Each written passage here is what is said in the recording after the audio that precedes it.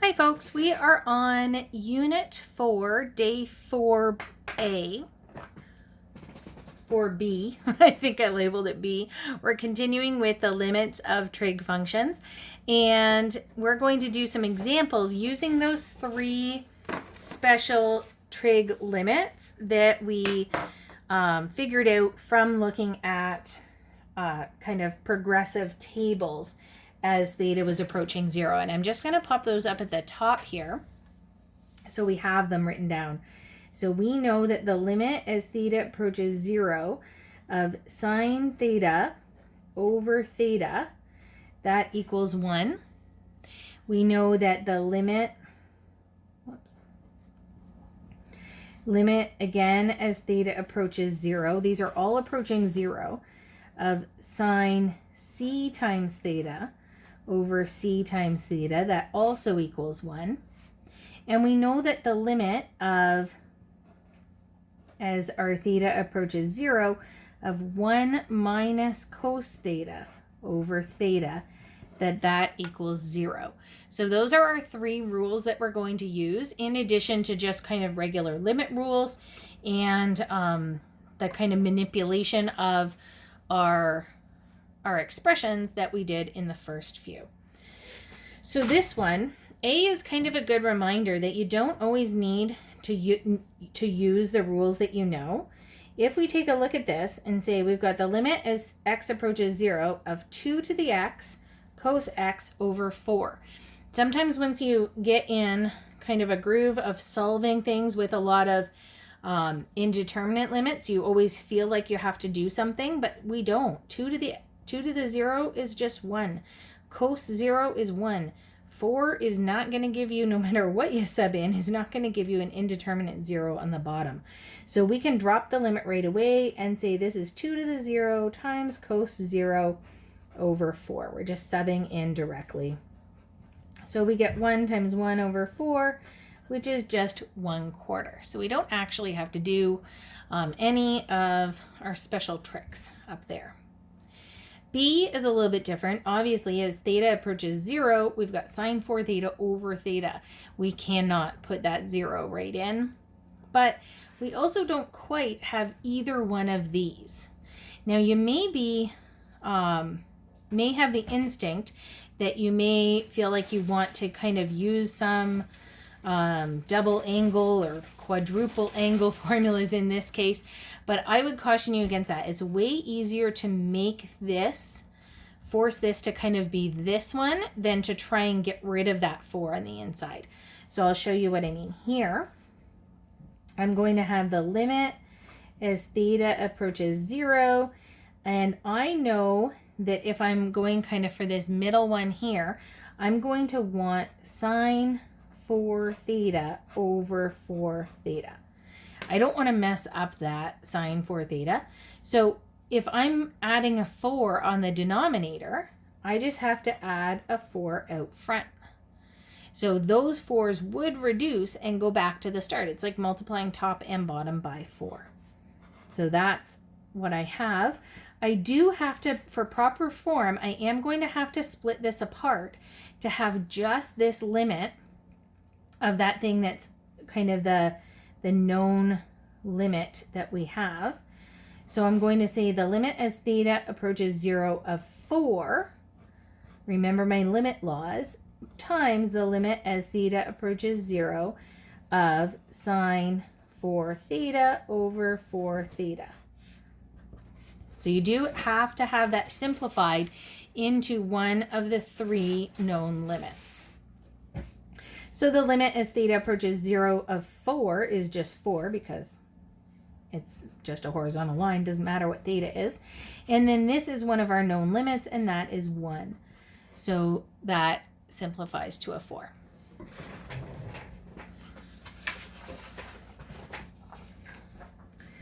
The next one is pretty similar. We have the limit as x approaches 0 of sine 2x over 3x. So I'm going to simplify this. The limit, and it doesn't matter if you've got an x or a theta, that's equivalent. So the limit as x approaches 0. Now I know that I don't want to mess up the stuff in the sign. So sine 2x is staying. That means I need a 2x on the bottom. Okay, so I had a 3 on the bottom. That needs to still kind of be there in the denominator. And I added in a 2, so I have to put a 2 up top to balance that out. So you just kind of rewrite it and add or pull out factors where you need to. So this will be the limit as x approaches 0 of 2/3 times the limit as x approaches 0 now of sine 2x over 2x. And this is a known limit, and that's just 1. And the first one is 2/3. So the limit of a constant is just the constant, and then this expression here we know has a value of 1. D again is very similar. We've got the limit as theta approaches 0. We want to kind of pull this apart. I have a sine 5 theta. Don't mess up the stuff in your angles with your sine. So I need a 5 theta on the bottom. Okay, I already had the theta. I had a 3, and I don't want the 3 in with this stuff, so I'm going to put it over there. So I had a 2 on top, so I'm going to kind of put that constant out there. And I added a 5 on the bottom. I multiplied this bottom by 5, so I have to have that out front. So I'm going to put big brackets to show I'm doing the limit around of that whole expression as theta approaches 0, and then pull them apart. So I have the limit as theta approaches 0 of 10 over 3 times the limit as theta approaches 0 of sine 5 theta over 5 theta. Just like the last one, the limit of a constant is just that constant, and the limit of this expression, this is one of our known special limits, is 1, so we get 10 over 3.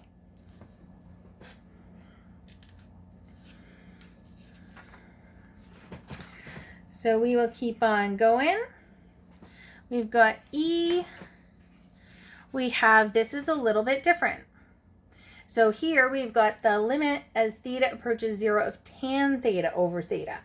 Now, if you think back and remember what we were doing there, we didn't have any special limits involving tan.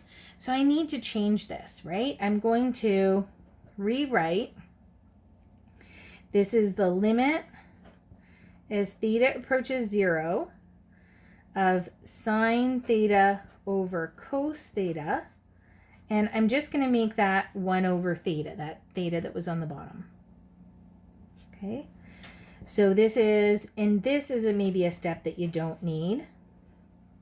I'm going to write this as sine theta over theta times 1 over cos theta, just to make it really super clear, like which things I'm pulling apart there. Oh, theta approaches 0. Now, we know that sine theta over theta is one of our special limits, so I'll break these up. And I do think that's kind of a bit redundant there, but just to make it really clear what I'm doing. Times the limit as theta approaches 0 of 1 over cos theta. Now we know that this is one of our special limits, and it simplifies to 1. The limit as theta approaches 0 of 1 over cos theta is 1 over cos 0, which we know is 1, so that whole thing evaluates to 1. So we've had a lot of these sine theta over theta limits. This one looks like it might be a slightly different situation. So we've got the limit as theta approaches 0 of 2 minus 2 cos squared theta. So I see some factoring. Right away I see a factor of 2. I don't have a cos squared. I could, so I'll start the factoring here and kind of caution you a little bit against something. So here we've got the limit as theta approaches 0 2 times 1 minus cos squared theta over theta. Now, whenever you guys see 1 minus cos squared, I think automatically everybody thinks sine squared, which maybe could be a good idea, but it really depends what you've got going on the denominator there. Because if I had a sine squared, I could break that into sine theta over theta, but then there would be an extra sine theta. So that's maybe not the best bet, because you're not going to be able to get this limit for both. It still may work for sure, but I think that with just 1 theta on the bottom, I'm going to factor this into difference of squares. So I'm going to say this is 1 plus cos theta and 1 minus cos theta. And I'm just going to put this theta on the bottom to kind of make it real clear. Obviously that I could make the fraction big, but I'm going to break this now into 2 separate limits. So this is the limit as theta approaches 0 of 2 times 1 plus cos theta times the limit as theta approaches 0 of 1 minus cos theta over theta. So you do have to kind of evaluate this just to confirm that it is a limit that you can evaluate, and you're not going to get an indeterminate limit there, but it's actually just going to be fine. So when I evaluate this, I get 2 times 1 plus cos 0,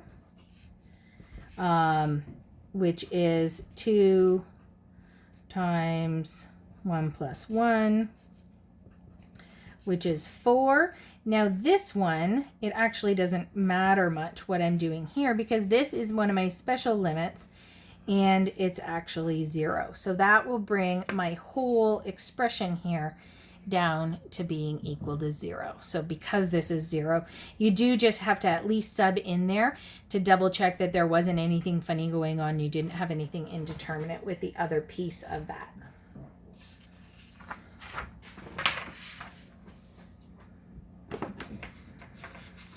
Okay, taking a look at G. 1 minus cos theta plus 2 sine 2 theta over theta. So I've got this limit as theta approaches 0. Remember, all of my special limits have theta approaching that 0 value. Otherwise, we're not able to do anything.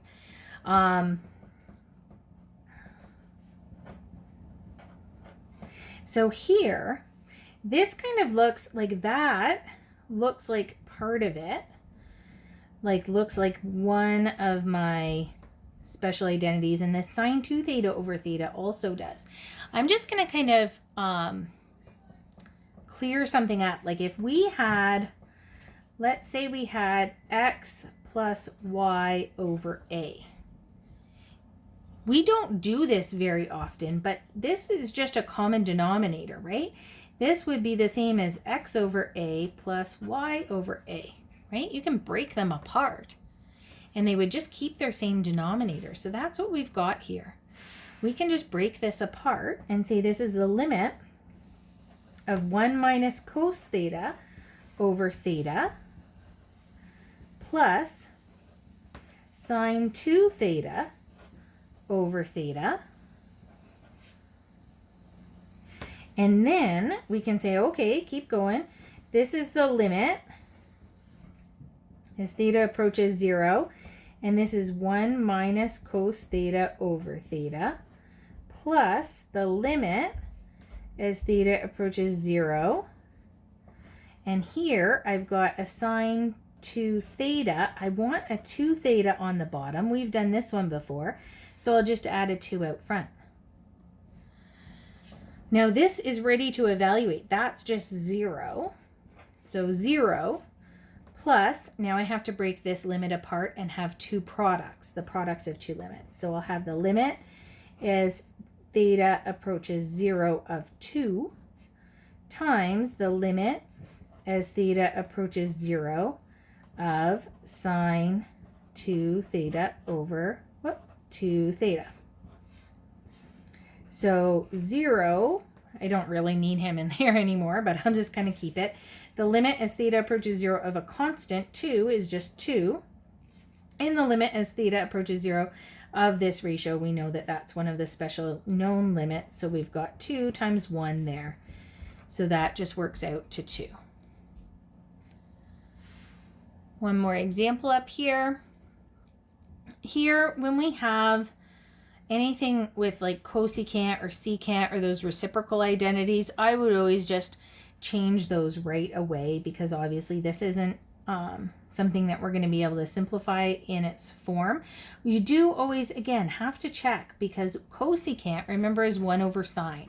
So sine as theta approaches 0 is going to approach 0. So we will get 1 over 0. So that is not going to work. But if it was, say, secant, you could have done it. So always double check that you actually have to simplify. But here we definitely do. So this is going to be, cosecant is 1 over sine. So this is theta over sine theta plus 1 over, I'm just putting the theta on top and the sine theta on the bottom, theta over sine theta. Now, I don't like fractions in fractions. I'm going to multiply top and bottom by sine theta. So then I've got the limit as theta approaches 0. And here I'll get theta plus sine theta over sine theta. Oh, no, just theta, sorry. Now I can do this same thing with breaking apart two things added up with the same denominator. So I'm going to say that this is the limit as theta approaches 0 of theta over theta plus sine theta over theta. And that, of course, is just 1. So when I break out the limits, theta approaches 0 of 1 plus the limit as theta approaches 0 of my special limit sine theta over theta. So the limit of this side is, this piece is 1, and the limit there, that's our special limit that we know, so we get a 2. Last example for these ones. This is going to involve some factoring first. This is kind of similar to the previous one with how we're going to break it up, but hopefully it will be kind of more clear if we factor this out. So I see limit as x approaches 0, sine x minus sine x cos x over x squared.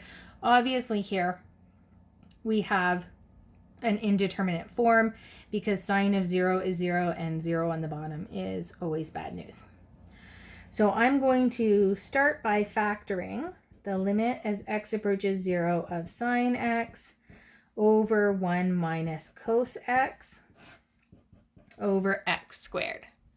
So here, this, I want you to really recognize the difference in this one between how we, just popping this back up, how we broke these guys up. If it was adding on the same denominator, we could just separate it into like their two fractions with a common denominator. If it's two factors multiplied on top, we can't pull the denominator to both of them.